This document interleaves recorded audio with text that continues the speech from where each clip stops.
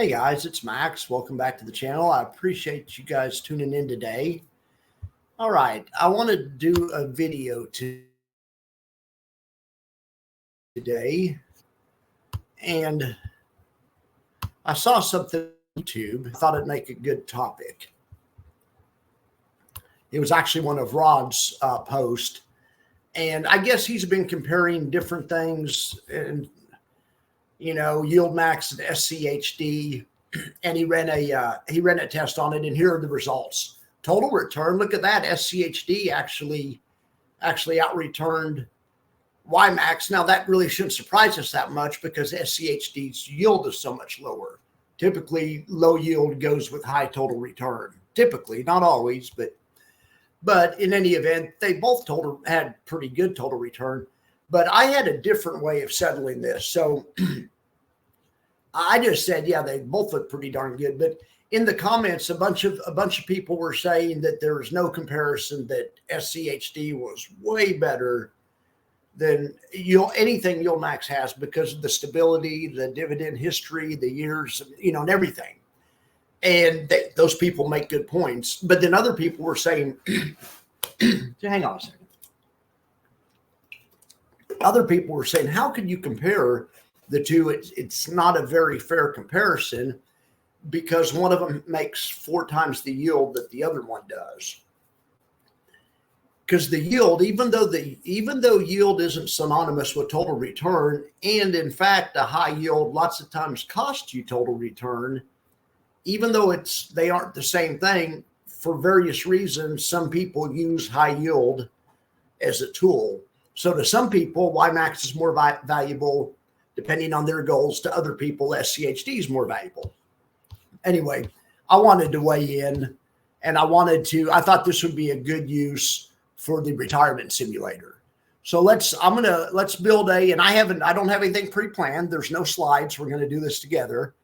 You'll get to see how my brain thinks, whatever, if that's probably not what you want to see, but anyway, let's just kind of go through it together is what I'm saying. Let's get in here, hit the retirement simulator. Now I made some improvements to it. I've added some more stocks, but now I can't fit everything on one screen. I wanted to have it all on one screen.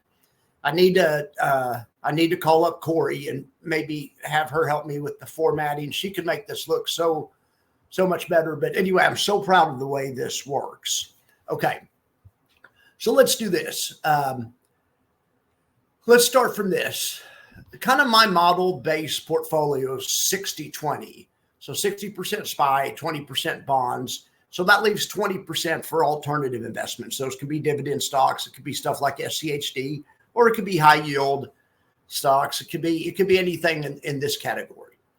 Okay, so we have another 20% to allocate, right? 60 plus 20 is 80. So we need another 20, of course. So what else I've done, from top to bottom. In fact, let's do it this way. I'm trying to make this more.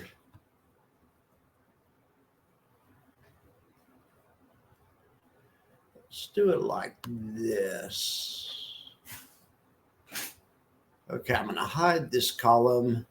Like I said, I didn't plan anything out, but I thought this might be fun. Okay. This column right here, and I'm going to light it up in yellow, is the last year's yield for that asset, is the previous year's yield. So that's important to know when we're allocating. Of course, this experiment is as if we would have bought this stuff last October. And this is not the yield from the year before October. For it to be more realistic, this would have to be that way.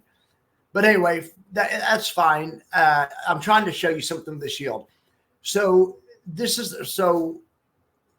let me explain it this way. Yield and risk are the same thing. Okay, so you want a fund that yields a lot, that has a 60% dividend. But anytime in the future, this is something I do in my brain. Anytime I hear the word yield, I put in the word risk. All right, you can just look down here at the higher yield, and the higher yields. The higher yielding ETFs are also the more risky ones, just mathematically.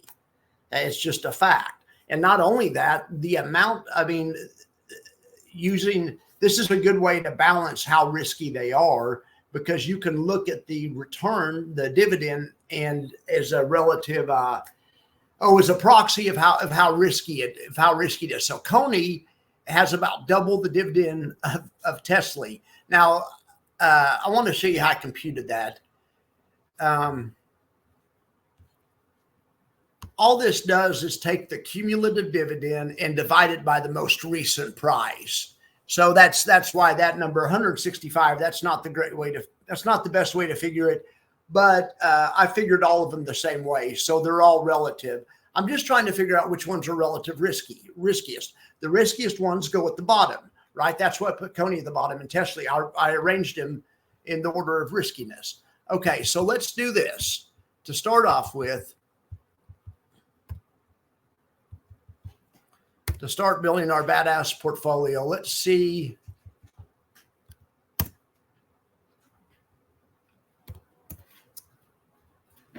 All right, so here's what we're competing against. Here's your typical retirement, $2 million, 60-40 portfolio. If they would have done that last year, they'd be up 19.6%. And you received about a 2.3% dividend from that combination, from that allocation. So that comes to $2,000 a month after, and that's even if you're in the highest tax bracket. So that's not bad money. With only $47,000 retirement income, you aren't going to be in the highest tax bracket. So I was doing a different simulation last night. It'd be more like this, but it's about $2,800 a month. Okay. So that's after taxes. So that's not bad. So that's what we're shooting for. So now all I'm going to do is we're going to go 20 in bonds, and then we're going to allocate the rest. Now, this new tool I have, or the way I put this column out here and the way I've organized them from least to most risky, you could even do something like this. Or this is what you would want to do. You would want to allocate smaller amounts to the more risky funds, and bigger amounts you can afford more risk in the less risky funds. Let me show you an example. Okay, so let's say somebody, they really like the idea of SCHD, okay? So for that matter, you don't even have to build a portfolio. You could use all SCHD. This would be 60-80, then 20 in SCHD. So this is what we're really shooting for. Okay, $3,100 a month. I'm going to put that over there. Let's see, $3,175. I should have made a way to save different versions. Maybe Corey can help me with that as well if I can talk to her. She's a busy gal. All right. So look at this.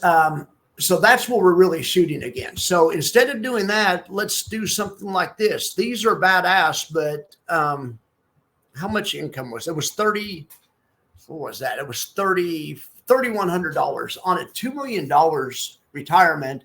Let's say that what's his name? Joe. That Joe wants to live a little nicer than that. Okay. So watch this. You can still get a ton of safety from SCHD. Okay. We'll put 15% in there, but we're just going to sprinkle the more risky ones. We don't want to put too much because we don't want to suffer erosion or any of the bad stuff that happens to it, right? So we have 5% to sprinkle around. So let's start down here with 1% because that's the least you can put on. Okay. Then let's go 1% here. And then, so that's Tesla, and that's the next least risky. And then here's NVDY. We'll put 1% there. Now watch this. And then we can go with something that's less risky, like WDTE or SFOL would work. But for this example, I'm going to use WDTE because I really like that one. I'm really sold on the Defiance way of doing stuff. But anyway, so let's see. How do you guys think we would have done? Well, we already $6,400 retirement income, and that's after taxes. Now you're over 100,000. You might have jumped up in taxes a little bit, but anyway, I'm going to keep the tax rate at 28 just to compare apples to apples. You could do worse. There'd be a lot worse allocations. Now think about this. Now, what about the erosion? That's what everyone says. But what about the erosion? Well, what about the erosion? It's 1.4% over the past year. If you would have done that last year and held it till now, you would have eroded about 1%. So that's perfectly within the acceptable levels. Talk to your own financial planner. Generally, 4 is the number people use. I say you definitely want to stay in single-digit burn rates, no double-digit burn rates, because you don't want to burn your account up, right? Okay, so this is a decent allocation. I like this. Okay, so now, wonder if a guy didn't need $6,400. Okay, you know, let's just say somebody lives pretty modestly and they live on about $4,000.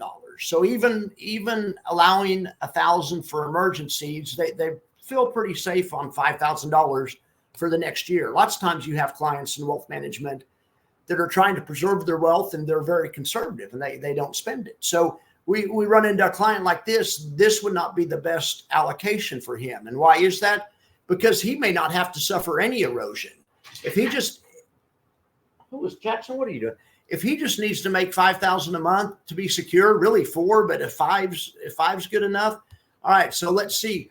Well, what can we do with this guy? Well, the first thing that comes to mind is take him out of Defiance that makes 54% a year, the 2% allocation, and put the 2% allocation in something that's super steady, but that makes less. Like maybe SFAL. I really like SFAL too, as you guys know.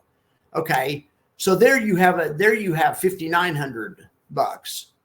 Okay, well at this point, you know what else you could do? Well, you could just say, heck, I don't want the riskiest one. Just because it was 165 last year, that doesn't predict it's going to be the most risky this year.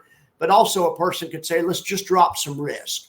So let's take Coney down from 1 to 0, right? We want to be judicious with our risk. Then let's add 1% to, remember, this is last year. So we didn't know at the time, OARC was going to suck. So let's just add it to another YieldMax one. I realize we wouldn't do that in hindsight because OARC and Tesla both lost money. Last year, we didn't know that. So we're pretending like, hey, okay. But this would be a way to get a little bit, I'm just trying to get us down right about to $5,000 a month. And something like that would be kind of the allocation we're looking for. What I'm trying to show you guys with this in the retirement simulator is, and people are arguing all day long about SCHD is better, it's more stable. Absolutely, it is better and more stable. So allocate more of it because it only pays, 3 or 4%, but you use more of it. You sprinkle in less of some YieldMax if that's what you like, of some Defiance. You could even use Roundhill. You have to sprinkle in some of the double-digit earners, the 20, 30% earners, like SFAL. I think SFAL earns 15, 20%. It depends. It goes up and down. You sprinkle in some of those just as little as possible because you don't want to try to burn your account up. And we can see how much we burn. But generally, here's the other kind of rule of thumb. The more you use of the risky funds, the more account burn you're going to have. So that's why we're going to set a goal and we're going to try to allocate realistically where we don't have to live like a pauper. We aren't poor, but at the same time, we aren't going to make our heirs poor either. I want my heirs to prosper just as much as I want to prosper. There's no reason why, if I'm smart, my heirs can't prosper and I can prosper. I mean, that's my theory with wealth management. I'm always looking with an eye on the next generation. When a person has been fortunate enough to accumulate wealth or earn wealth, it's kind of a responsibility. And I think you have a responsibility to try to be a good steward of it and leave as much of it as you can to your people in the next generation. That's my idea. Some people disagree with me on that. All right. Well, I thought this was a good one today. I hope you guys like this. Let's take a look into the market real quick and see how it's doing. It's 258. I'm going to post this right now. So, okay. Let's look at the SPX. VIX is up. I mean, that's not the worst close I've ever seen. The SPX closed in the middle of the range. I wouldn't want to see a close outside of the range and under the Bollinger Bands. To me, that would be more negative. This kind of close, I think we can deal with. I mean, it doesn't mean it won't go down tomorrow, but I mean, doesn't seem like it's in a gigantic hurry to go down tomorrow. But we're prepared. Anyone that's been following this and looks at my signals on Monday morning when the SPY, well, it wasn't the SPY, on Monday morning when the SPY was at, here it is right here, 570. We said that things started to look bearish, and here we are at 568. Good job, Max. We made 2 points so far. But in any event, I think we're at a precarious point in the market here, and I think that we're at a point where if the selling did pick up, it could get ugly. So I'm going to say we're going to remain cautious in here at this point. All right. All right, guys, I'm going to get out of here and do my normal end of day update. But I appreciate you guys for watching my allocation video. Let me know how you allocate. Remember, I am not a wealth manager. I used to be, but that was years ago. So a lot could have changed since then. I'm just giving you my opinion, and I'm telling you how I manage my family's wealth. It may not be the way you want to manage your families, but like I say, but please understand, I'm not licensed. So anything that you hear from me or most other people on the internet, you have to take with a serious grain of salt. All right, guys, I appreciate you being here. I hope you guys got something out of this. Have a good one.